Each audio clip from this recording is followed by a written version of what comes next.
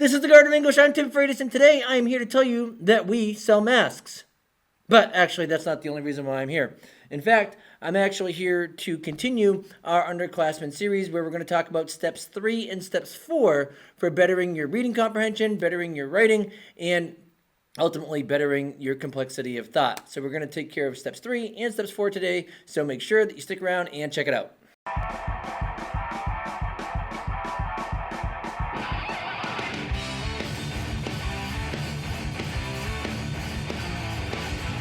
Okay, so if you did not catch our original set for how to better your reading and your writing, you're going to want to make sure that you do check out that video before you get into this one, and you can find that video linked right up here. So make sure that you do indeed actually check on that.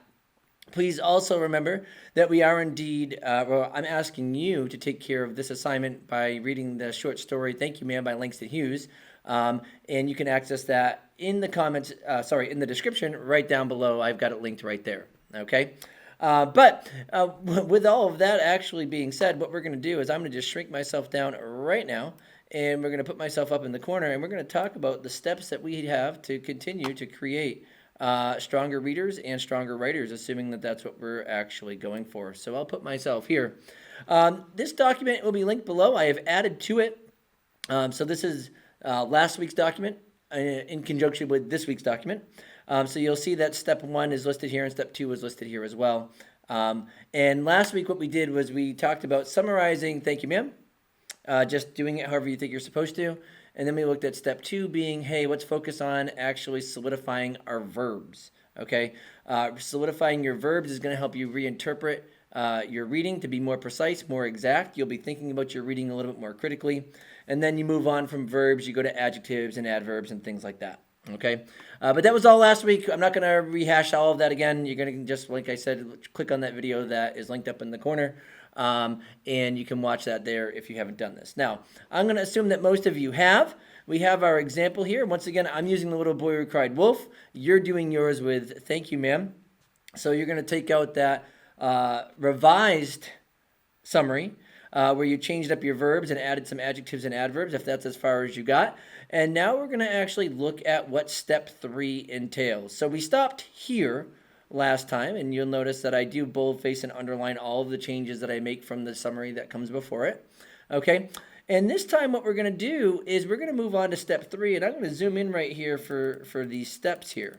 Okay, and what you're going to do is you are going to revise your summary again. So you're not going to copy and paste it. You're going to retype or rewrite all of this. And you might say, oh, why do I have to retype and rewrite all of this? Trust me, it's really important that you do, because as you go through the process, you'll be able to look back at the summary before it and the summary before that, and you're going to see your growth immediately over time. On top of that, you're going to actually be putting in a lot of labor as we go through this process, because there's actually two more steps that come next week, but then our summary will be done. And if you've redone this over and over and over again, you're going to be like, I don't want to do all of that writing and summary writing again. I want to just copy and paste. But even better than that is once we get through all 6 steps of our kind of summary writing here, if you don't want to do all that work again, then do it right the first time and read critically the first time, and you won't have to worry about doing it all over again. And you'll actually be used to practicing reading critically and thinking about all of these things that you have to do, and you'll be intrinsically becoming a better reader and writer. Part of that is actually going through these steps time and time again. So anyway, we are going to rewrite our summary. And for step 3, what we're going to do is we are going to rewrite our summary. And this time we're going to do something that seems pretty simple, but it's actually incredibly complex in how you conceptualize the story itself. You are going to add chronological, authorial stems that identify what the author is doing. Now look at this part here, that identify what the author is doing. The word author and the word authority have the same root, okay? And what we need to do is we need to actually give the author the authority of the story. You can interpret a story however you want, but you might be able to interpret that incorrectly. What we want to do is we want to say, no, I can make claims about what the author is doing, and I can do that with a surety because I am gleaning the meaning that the author intended. And what we also want to do is we want to create these authorial stems, and it's very easy to do that. We just use the author's name. So in your case, you're going to be saying Hughes a lot, or Langston Hughes. Do not call him Langston, by the way. He's not your friend.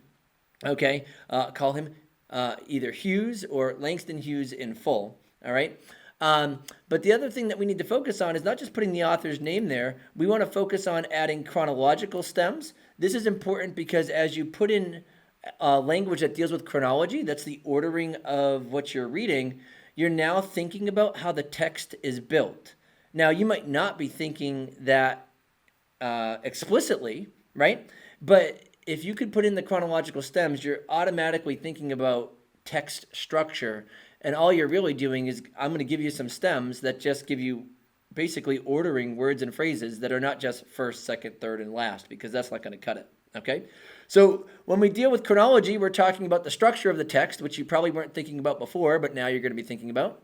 When you start saying the author's last name or full name in your text, you're now giving the author the authority that he or she deserves as you interpret their work. And also what we're going to do is we're going to say what the author is doing. So now you're assigning verbs to the author as well, which is going to create even more meaning.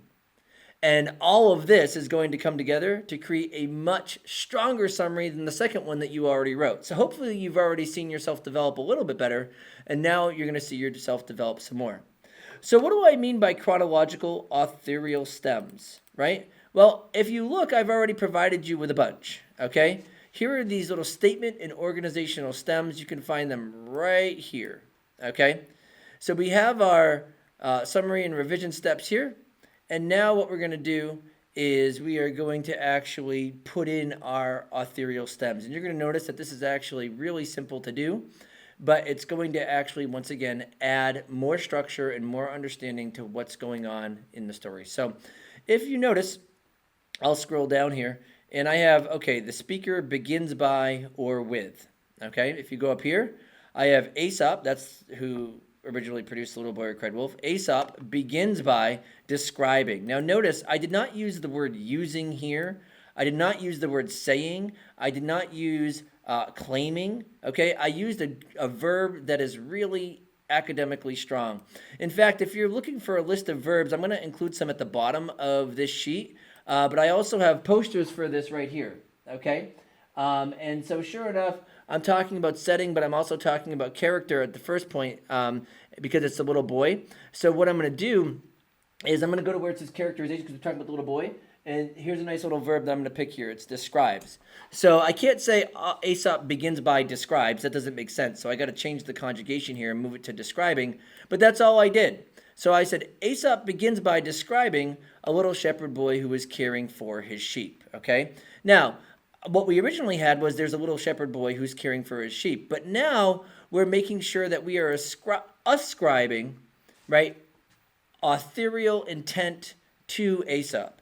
And by putting the word describing here, we are now labeling, okay, a literary technique. Eventually, you will have to write about literary techniques as you go through high school and into college and whatnot as you study literature.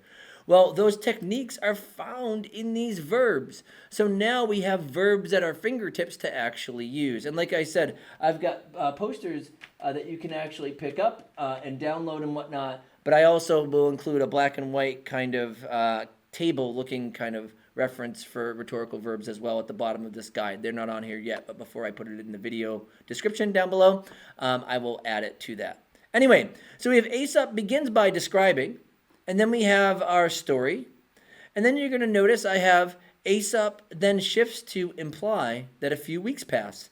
And you're going to notice right down here, I have speaker then shifts to. That's what I chose to use, right? It's right here. That's what I chose to use because I was talking about the body of the story. So you start at the beginning, and then you'll most likely use multiple of these stems as you work through the story if you have a longer story, like, thank you, ma'am. So you're going to probably put 2 or 3 of these in the middle of your summary. And then at the end, you'll notice that I have, okay, Aesop then shifts to. Then I have Aesop presents, just the author presents. I didn't need another transitional word there. It was too close to the last one. But I finally have at the end of it, because we're talking about the conclusion, you look down here, finally, speaker, author concludes by, or finally, speaker or author reminds. Well, there's no reminder going on here, so I just put finally, Aesop concludes by detailing how the very next day a wolf stalks the boy and his flock and eventually attacks, okay? And notice that we have Aesop concludes by, and now I've got detailing. And in fact, you'll actually see that because we're talking about the wolf and what it's doing as a character, I just pulled details from my list right here and just subbed it right in there. And so this is not a hard step, but just by adding these small movements of authorial stems and what the authors are doing, what's happening here is you're now thinking about the structure of a piece. So when you have to actually analytically evaluate structure next, it's going to make things easier for you. Now, this is just a projection for where we're headed because we're going to eventually move into actually writing analytical paragraphs with this and even potentially even writing essays. But it's nice because now when you have Aesop presents the boy then deciding to prank the villagers a second time, if I actually put the word then in there if I wanted to, I could say, thus creating a greater conflict between both parties. And now I'm connecting what he's doing there with the conflict itself. And like I said, that's later on. You're going to notice I don't have, thus creating the greater conflict because that's not what we're doing right now. Right now, we're just summarizing and that's it. But it's going to help me with analysis later on. And these movements here are going to really assist in creating strong topic sentences when we have to write a paper about this, even if we don't have a prompt that our teacher has given us, or if you haven't given your students a prompt, okay? So step 3, pretty simple, right? All you're doing is adding chronological authorial stems, and then you're putting verbs at the end of it that are not says, that are not uses, that are not employs, okay? And like I said, we've got, references up that you can, like these nice color-coded ones, but there's the black and white one down below. We also have these for rhetoric too, because you can do this with nonfiction as well if you're producing summaries in that way, okay? So that's the easy part for step 3. And once we've taken care of that for step 3, we're then going to revise our summary again for step 4, okay? Now, I'm going to let you just pause the video right now and revise for step 3. And so when I say pause it there, revise your summary, and then we'll get into step 4. So pause. Okay, so you probably didn't pause, but we're going to pretend like you did. You probably didn't revise, but we're going to pretend like you did, because your teacher will make you revise after you see steps 3 and steps 4. But nonetheless, or maybe if you are a teacher, you're thinking, maybe I should just put steps 3 and 4 together, which you can. It doesn't bother me. Okay, you could probably do the same with 5 and 6 for next week when we talk about quote integration and citations. Up to you. But anyway, let's actually move on to our final step for today, okay? And the final step is going to make your already strong summary, because let me tell you, this summary right here that we just did in step 3, even with our authorial stems and our nice verbs and adjectives and adverbs, is way stronger than the first one. It's also much longer. You're going to realize that your thought keeps on becoming more complex and your understanding of the story becomes much better, okay, once we're down to step 3. But step 4 is actually going to make it even stronger because we're going to talk about advanced writing techniques. And the ones that are going to happen here are this. In step 4, you want to go into your summary and see where you can add non-essentials and appositives. Now, non-essential phrases and clauses are just kind of like side thoughts that make your writing stronger because you're saying, you know what, this isn't essential to the sentence, but it is going to help me show that I understand something better. But if I were to take it out of the sentence, my sentence would still make sense. So they're little side thoughts. The reason why this is an advanced writing technique is because what this is you're writing a linear sentence, but you're interrupting it and you're showing somebody, I can have a straight linear thought, I can interrupt it with something pertinent to that linear thought, and then go back to the meat and potatoes of that linear thought. That's advanced thinking because it's layered thinking and all of it is pertinent, okay? So a non-essential, like I said, you could take it out of the sentence and your sentence will still make sense. I'll show you an example in just a moment. And a positive is a type of non-essential where you rename the noun that comes before it. So if I were to say, Billy Joe, the boy in the blue shirt, ate his pie, the boy in the blue shirt is in a positive. You could take it out. It's non-essential. And the sentence would still make sense. Billy Joe ate his pie. But I wanted to make sure that the person knew that I was talking about the boy in the blue shirt. Now, one thing that you want to avoid when you create a positives and non-essentials is you don't want to say things that mean absolutely nothing. You don't want to say Aesop, the author, if we already know he's the author. You might need to clarify that you're talking about Aesop at another point, which we'll see in my example, but nonetheless, you don't want to say meaningless things like the author. You want to say meaningful things that show that you have a better understanding of a particular character or of a particular scene. So let me just give you an example. You're going to notice that in my third step, my first sentence says, Aesop begins by describing a little shepherd boy who is caring for his sheep. Notice my little change here. I have Aesop begins by describing a little boy who happens to be a shepherd who is caring for his sheep. And now what happens here is I've kind of kept him as a little boy, and that's what I want people to focus on. But I also want people to know that he is indeed a shepherd, because a little boy might care for his sheep, but dad might be the one who owns them.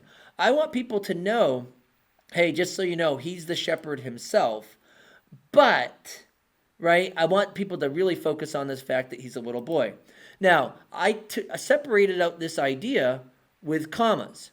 So the way that we could separate out non-essentials, there are three ways. One of the ways is to do it with commas. The other way is to do it with parentheses. And the last way is to do it with dashes. And the way that you choose how to do this is by thinking about how much you want to amplify that information that sticks out. So if I want people to know that the little boy is a shepherd, but it's not like the biggest deal in the world to me, I'm going to just use commas. That's kind of the lowest side of our amplified spectrum here. If I want it to stick out a little bit more, but not be like, oh, hey, right? I'm going to use parentheses. And then if I really want people to focus on the information in there, because I'm like, oh, no, this is important, I'm going to use dashes. And those dashes are kind of like fingers that are like pointing to what's inside of it. Like, hey, you must check out this non-essential information. It's right here, okay? So you'll notice in here I started separating it with commas. Aesop begins by describing a little boy who happens to be a shepherd who is caring for his sheep. It's that simple. Offset with commas. I had an English teacher growing up, and he always used to say, and it always sounded so ridiculous, but I remembered it now that I'm 34, non-essentials need commas. I don't know why he put that stress in there like he did, but he said it all the time, and a lot of times he would like flex his muscles, which I don't have when he did it. But nonetheless, I remember the muscle flexing. I remember that ridiculous voice that he would do, and it reminded me that non-essential phrases and clauses, those phrases that I can just take out, need some punctuation. So maybe you'll remember that. I don't know. But if you do, thanks Steve Ketsky. Now, with that being said, that was my English teacher. With that being said, look at the next element here. You'll notice that I have in my next sentence from my third step, it says, while bored, he decides to have a little fun by alerting his community to an attacking wolf, even though this isn't true. I've actually already added a non-essential right here, even though this isn't true. That language doesn't have to be there for this sentence to make sense, but it's a non-essential. So I actually just chose to underline that right here. So we see the underline here. Hey, this is a non-essential. You might have already done this. And if you do this, this is an advanced writing technique. Okay? Now, I'll go back up here, and it says, we have in a panic and with much concern for the boy's welfare. Hey, I've already put another non-essential in there. This time, I just underlined it. So if you're revising and you've seen that you've already put in some non-essentials, then by all means, this is the time when you just underline, hey, I've already done that. This is great. Okay? But one of the things I'd like to point out is that I did change a couple. So if you look where we talk about Aesop implying that time has passed, we have Aesop then shifts to imply that a few weeks pass. After this time, Aesop presents the boy deciding to prank the villagers a second time. Okay?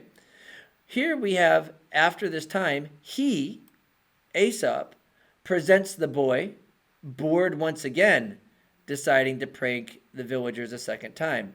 And notice that I really wanted to draw attention to this clarification of who the he was. It's the author. It's important that I did this, particularly because there's already a boy that we've been referencing throughout. So if I say he here, it could be that boy. But now I'm like, whoa, whoa, whoa, whoa, whoa. Just know I'm talking about the author here. The author is doing the presenting. Okay? So it's important that I do that. I also decided to clarify that the boy was bored once again. And I didn't want it to just be an afterthought this time, but I didn't want it to be like, whoa, hey, he's bored. So I just put it in parentheses. Okay? And so you're going to see the different variations of what's going on. The last one that I want to just draw your attention to is with dashes again. And at the end of my summary for The Little Boy Who Cried Wolf, I have finally Aesop concludes by detailing how the very next day a wolf stalks the boy and his flock and eventually attacks. Well, if you look at my step 4, where I'm adding my non-essentials, I have finally Aesop concludes by detailing how the very next day a wolf, carnivorous appetite in full season, stalks the boy and his flock, eventually attacking them. You're going to notice that the reason why this is so important to kind of like say, hey, ding, ding, ding, pay attention to this, is because now we know why the wolf is actually going after them. He is hungry. He is wicked hungry, right? I'm from Boston. That's why I use wicked as an adverb there, right? But he's extremely hungry. And because of that, we have carnivorous appetite in full season. I want full attention paid to that, okay? So this is really the 4th step in your revision. Try to add those non-essentials and punctuate them correctly. You could change some of the language around in your revision to get those non-essentials in there. You'll notice that I did that a little bit with my examples, okay? And the other thing, too, for this 4th step is if you can, maybe you want to try to include some advanced punctuation. That's not just the dashes or the parentheses, but also a colon or a semicolon. You're going to notice that I did that. If you're a teacher, please explain to your kids how these are used. If you're a student, I'm going to quickly do it right now, but ask your teacher for more clarification. You're going to notice that I think I only have a semicolon in here, and I do, right? A semicolon is used like a piece of punctuation. That's exactly what it looks like. It's like a period and a comma together. What that means is that you get the pause of a comma, but you don't need a conjunction. And if you were to put a period here instead, it could totally be like the end of a sentence, okay? The reason why I use a semicolon is because you want to pause, you don't want to put a conjunction in there, and you want to show that this side of the sentence is related to this sentence on the other side. It just shows a very clear relationship without having that ending there, okay? A colon, which is just, it looks like 2 dots, all a colon means is that whatever's on this side, you're going to clarify on the other side. So if I were like, oh man, Tim Freitas is a wicked jerk, colon, I could say, he punches little kittens. Now, I don't actually punch kittens, okay? But if I say he's a jerk and then I put a colon, I need to clarify why on the other side, and I just said something that was terribly jerkish, okay? I don't do that. Please be advised. Not true, okay? Kittens are fine, even though I'm a reptile person, all right? So anyway, with that being said, why don't you try to make these changes to your summaries here, where you add your authorial stems, where you add your non-essentials, where you try using some advanced punctuation, and then go back once again and look at that very first summary you wrote with no instruction. Look at what you've done in your next set of summaries, and I really encourage you all to put some of your summaries in the comments down below. Someone did put one in there and then deleted it, unfortunately, because what I'd like to do is I'd like to move away from The Little Boy Who Cried Wolf next week and then actually take the summary that you guys will post in the comments, and I'll revise that one with steps 5 and 6. But if I don't see anything down there, I'll stick with The Little Boy Who Cried Wolf. I'll probably actually include examples of The Little Boy Who Cried Wolf anyway, and then I'll still fix your summary if you're willing to put it in the comments below. But that is that. Let me just grow my screen here a little bit for just a moment here. If you found these videos helpful, by all means, the easiest way that you can help the garden grow is by clicking like and subscribe. That is super helpful. You can follow us on Instagram. You can follow us on Facebook. Eventually, by the end of the year, I might have time to actually create a new website. You can also support us, though, by checking out posters like this and like this. We have them available for digital download on the Garden of English resources.weebly.com, or you can actually get them print ready on Spreadshirt as well, and they will come to you fully printed. But if you have the ability to print them yourselves, that's totally cool. You can access all of the files and the steps in the description down below. And at the end of the day, as always, these videos are free. I hope they're helpful. I hope you feel like you're becoming a better reader, a stronger writer. And once again, if you get sick of going through this whole process, the same process that we're going to go over even next week, right? Just do it right the first time. And if you do it right the first time, that means you've read strongly the first time, and you've already become a better reader and a better writer. Until next week, have a great one.